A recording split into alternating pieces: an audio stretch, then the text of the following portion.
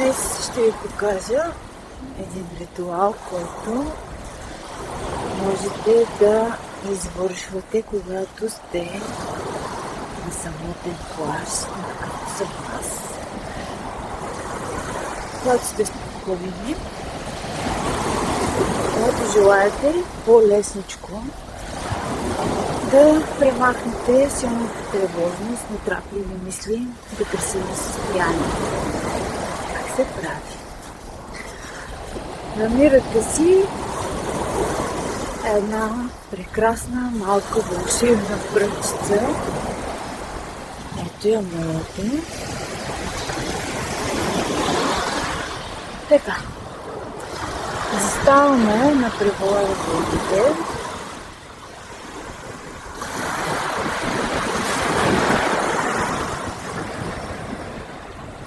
Разбираме пълнонолици си. Примерно аз ще пробвам с тревожност. И се пише. Точно там, където се разбиват вълните в пясъка, с хубави големи буквички пиша тревожност.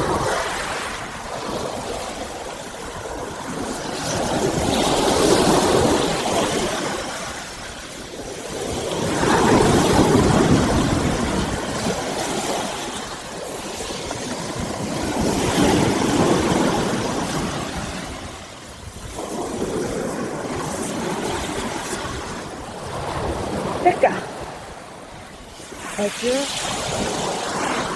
моята тревожност. Пуснах я морето да я вземе.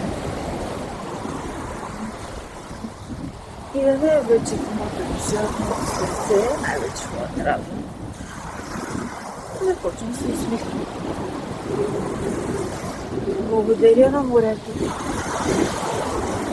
Благодаря на себе си.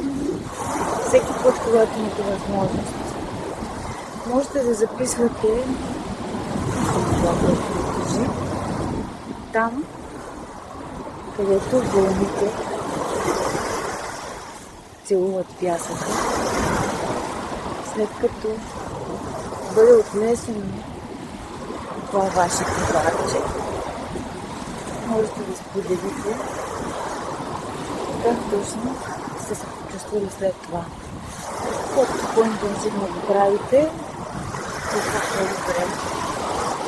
Оставайте насаме със себе си. Това винаги успокоява. Слушайте момент. Слушайте се сърцето.